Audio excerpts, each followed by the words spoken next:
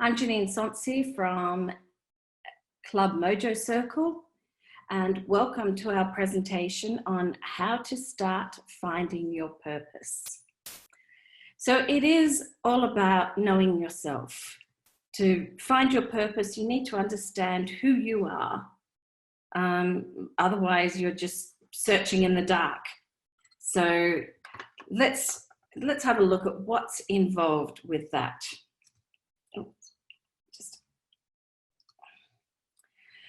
So the first question to ask is, are you living a meaningful life? Are you getting fulfillment out of the life you're living? Are you living a life that you feel you have meaning, you have purpose, you get fulfillment and you get enjoyment out of it? That's the big question. And in order to answer that question, we need to be able to say, well, yeah, I think my life has purpose. And I once went to a channel, a reader, and he channeled the energies of Tsar. And at the time, I was living in Melbourne, Australia still. I'd wanted to go and live in France for about 30 years, but I'd held back because, life wasn't going the way that I wanted it to in Melbourne. And I felt like, well, if I can't make a success of it here in my hometown, how am I going to make a success of it in another country where I don't speak the language, but I love? And so I thought, and plus I have elderly parents and an elderly cat, and my parents weren't well. And so but life wasn't working in Melbourne. Everything I tried and everything I did, I just hit a dead end and I just got blocks. So I said to this guy, so what's stopping me? What's my block stopping me from moving forward? And he said, what is it you want to do? And I said, well, I want to help people live a more meaningful, fulfilled life. And he said, how well are you doing that yourself? And I had to say, pretty crappily. I wasn't enjoying my life. I felt like I didn't belong in Australia anymore. And then he said something to me, which just sort of blew me away, really. He said that your purpose in life is not to serve others. Your purpose in life is to live the happiest and most fulfilled life you can. And I went, oh my God, I've just spent 20 years of self-development and personal development learning it's all about serving others. And now you tell me that's not the top priority? Like, oh my God, what do I do with that? And I thought about that. I didn't have to think for very long because it made sense. And he said to me, when you are living your most fulfilled life, then you will have an energy that will attract others to want to hear from you, to want to listen to your story, to want to listen to what you have to say. And then you can help others. And I went, oh God, that so makes sense. So if that's the case, I may as well just sell up my house and go and live in France like I've wanted to do for 30 years. This was in May 2018. And that's exactly what I did. I just sold up my house. I sold up most of my belongings and gave away heaps. I cleared my decks and I put into plan moving to France. And I came to Nice for 3 months in 2018. No, the reading must have been in 2018. Yeah, 2019. I see, it's getting confused. So I came to France because I thought in 3 months I would learn French, even though I'd never learned French at school and I'd never learned another language at all in my life. Well, I did my best. I didn't get as good at French as I thought I hoped I would. And in fact, I still haven't, but I'm still working on that.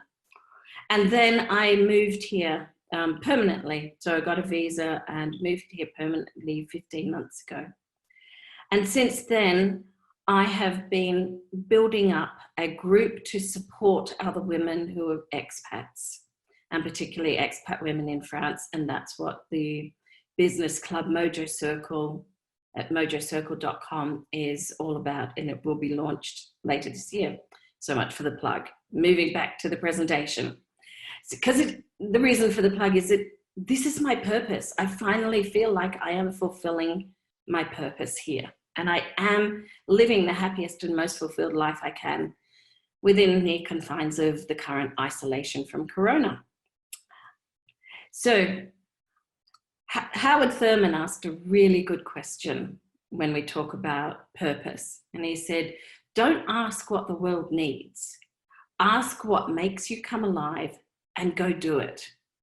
Because what the world needs is people who have come alive.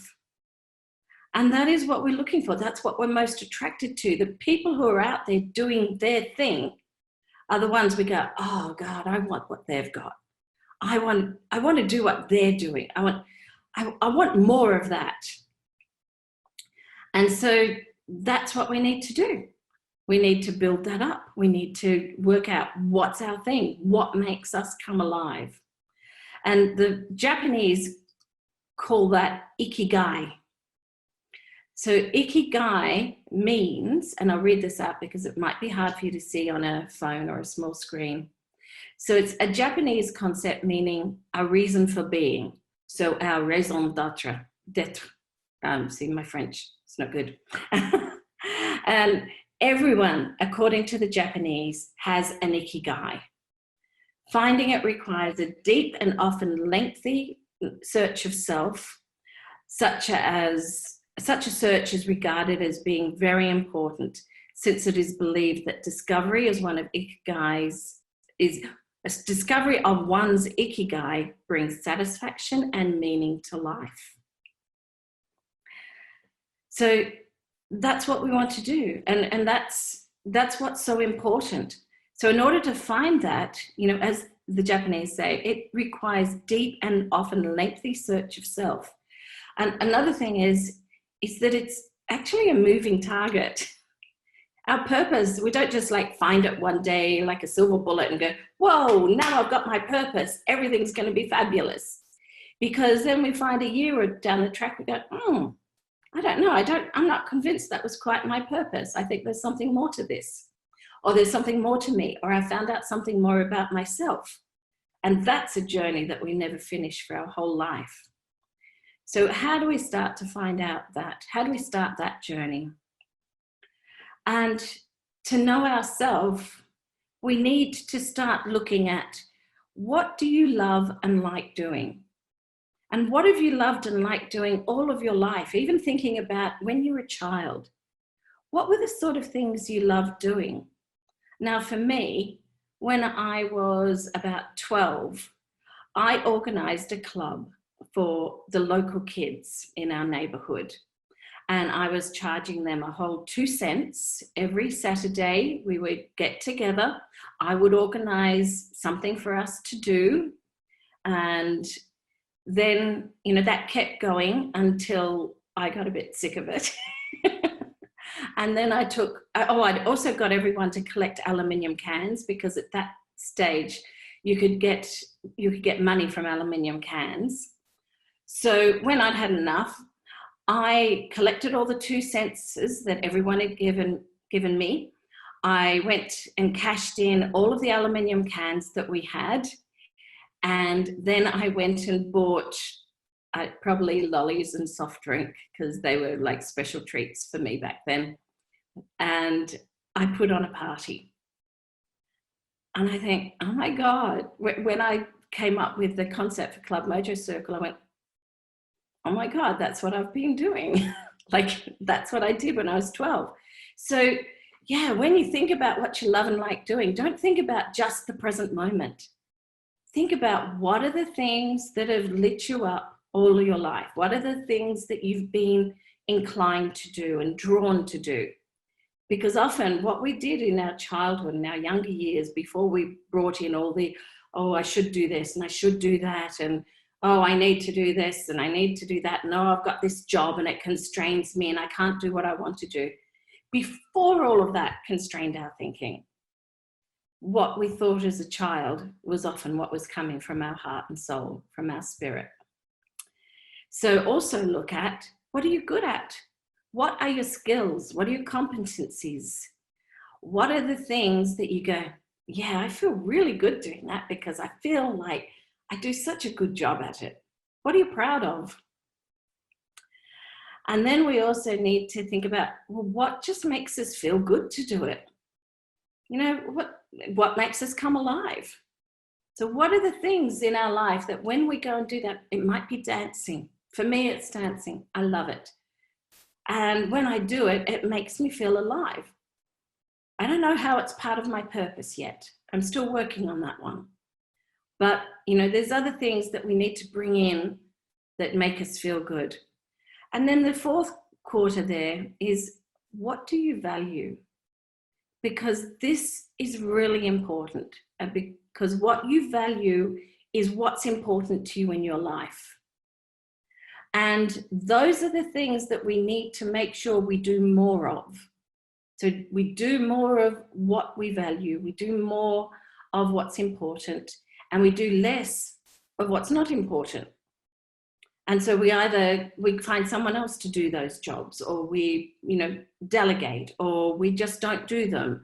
You know, for me, that's what I don't want to do is housework. And it's also my back. Like last time I tried vacuuming, my back was killing me. And I just go, okay, I should have been born a princess and I should have always had help helping me in the house. But I haven't always been able to afford that because I wasn't born a princess. And at the moment, with confinement and isolation, getting a cleaner to come into the house is just not happening. So I have to do with it. I have to deal with it and do it. On the other side of the coin, we also need to think about, well, just like I mentioned, what do we not want in our life? What do we not want to bring in? What don't you like doing? What makes you feel not good? And what are you not good at? And the reason I say that is not to focus on what we don't want, because we need to focus on what we do want, because the law of attraction will bring more of what we focus on. So we need to focus on what we do want, but be aware of what we don't want so that we can set the boundaries. And so that we know if an opportunity comes to us, we can know, you know, immediately, does it align with our passion? Does it align with what we want in our life? Or is there too much of what we don't want in our life in it? And that makes it a lot easier for us to make a decision as to whether we follow up opportunities or not. So that is all about knowing yourself, and that is the first step. Then taking that ikigai a bit further, many people have created this model in reference to ikigai. And they're showing us that we start with that which we love.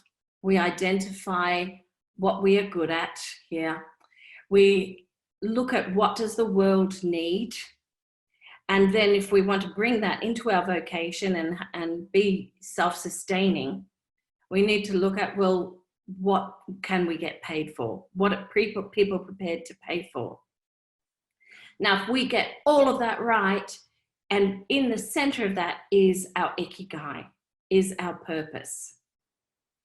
If we just look at, you know, what we love combined with what we're good at, well, that's where our passion comes in. If we combine that, what we love, with what the world needs, then we're on a mission. We're on a mission to serve the world. If we combine what we're good at with what we get paid for, that becomes our profession. And if we combine what we get paid for with what the world needs, that is our purposeful vocation. So what we're aiming for is the center of this model. And how do we find that out? So a further expansion on that model is this one, which takes it one step further. And if we look at, you know, where it's not quite matching. If we look at, so here in the yellow spot, where we're sort of combining three, but we can we'll feel satisfied, but we might end up feeling useless because we're not getting everything in. If we look at the pink one here, we might feel delighted and fulfilled, but because we're not getting paid for it, we'll be broke.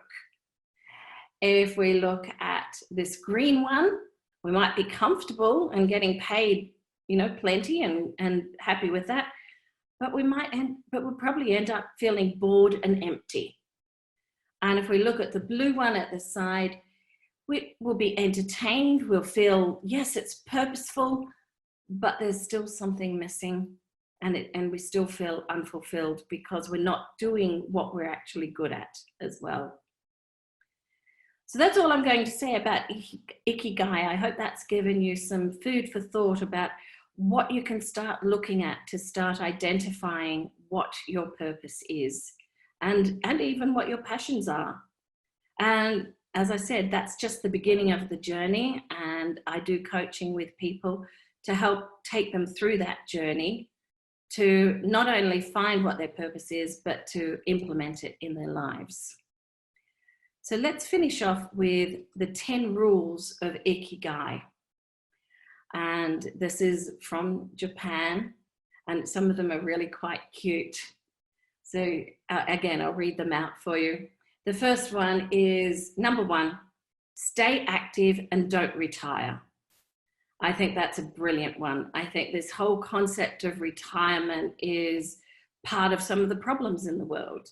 And I know there's lots of people going, oh, they want me to keep working till I'm 70 because we can't afford to pay for all these pensioners. And it's like, I don't believe in the word retirement. I'm doing what I love, and I will do it for as long as I am physically and mentally capable. So I have no, people used to ask me, but what's your plan for retirement, Janeen? It's like, I have none. My plan for retirement is to keep working, doing what I love. And I think the biggest problem is that there's so many people working in that lower half, lower part of the sector of the Ikigai model, feeling totally unfulfilled. So all they can do is wait. They can't wait till they can retire. But so do what you love and stay active and don't retire. Number 2, take it slow. Don't keep rushing all the time. Don't keep rushing from appointment to appointment, from, meeting to meeting. And we're getting a really good lesson in this at the moment. And the whole world has been forced to slow down. We've been forced to reduce our meetings. We're having online meetings, but then we're not rushing as much as we were. At least most people are. I'm sure the medical people are, and the people in hospitals are, and other people. And I feel for them, and I'm very, very grateful that they are there supporting us and everyone who is still working. But slow down. Take your time to slow down whenever you can. I love this third one. Don't fill your stomach. How much better off would we all be? We might all lose some weight if we don't eat until we feel full. Stop before that happens. I know that's a big one for me because I like, well, there's food there. And my mum always said, Janeen, you've got to finish everything on your plate. What about those poor kids in Africa? I'd say, well, send the food to them. They can have my food. But it's been drummed into me all my life. So, if there's food there, I have to eat it. But no, slow down with your eating as well. I love this one, number 4, surround yourself with good friends. And by good friends, we mean supportive friends, people who will be there and support you in your darkest hour as much as you will support them. Not just the fair weather friends, people who are happy to help you out, people who will support and cheer you when you succeed. They're your good friends. And that's what I'm building. That's my intent with building the community of people like that, so that we can do that for each other and support us. I love the 5th one. Get in shape for your next birthday. That's hilarious. Like, I don't know why my next birthday, but it's I guess if we're always getting in shape for the next birthday, then we're always focusing on being fit and healthy as we can be. So let's do it. 6th one, smile. Because not only does it exercise the muscles in your cheek and your face, and that's very good for them, but it also increases the feel-good hormones in yourself. And when you smile at someone else, it's contagious, and it can help them to smile and just feel better about themselves. Even if it's just for a minute, it's done good. But the main thing, smile, and also laugh. Laugh. If you're feeling depressed, watch something funny, listen to something funny, or just force yourself to laugh, and it will make you feel better, honestly. 7, reconnect with nature. Nature has energies and vibrations that are very healing to our mind and body and spirit. And if you get out, I don't know if you've ever just got out amongst trees and water and just feel like you can go, and even meditate in it. It's so healing. So reconnect with nature as much as you can, especially in this isolation. It's very important. If you can get down to the water, do it. If you can't, let's wait till May the 11th in France, and hopefully we will be able to go for a walk in the trees or along the promenade then, and reconnect with the nature to improve our mental health. 8, give thanks. Always have an attitude of gratitude, because the more we are grateful for, the more we will receive to be grateful for. So always focus on what we can be grateful for rather than what we're missing. 9, live in the moment. Always, because the past is done, the future's not here. Worry is just imagining the worst case scenarios for the future. So if we can use our imagination to imagine the worst, we can use it to imagine the best case scenarios. But let's just focus on what we've got now. Focus on what's the best that you've got out of what's happening for us at the moment. And I know one of the best things that's happened for me is I have been connecting via video, but with all these friends around the world that I haven't spoken to since I left Australia. And that's hilarious, because we've always had this capability. Like, video conferences has always been there. And now everyone's going like, oh, I need to use it. Oh, look, I can contact Janeen in France. I can contact someone in America. And I'm really grateful for that. I think it's been a beautiful insight and, opening a bigger heart for us. And number 10, of course, is follow your ikigai. Stay on the journey to find it until you do, and then follow it as it moves and evolves, as you move and evolve, and keep practicing it, and, play with your passions. So thank you everyone for your attention and for listening to the presentation. That's it for now. So I'm Janeen Sonsi. Thank you so much for your attention. You can find out more about me on Facebook or at MojoCircle.com, or even JaneenSonsi.com, but you have to spell the name right. So I will hopefully see you soon. And now I'll go back to my presentation with my discussion circle with the women in the group.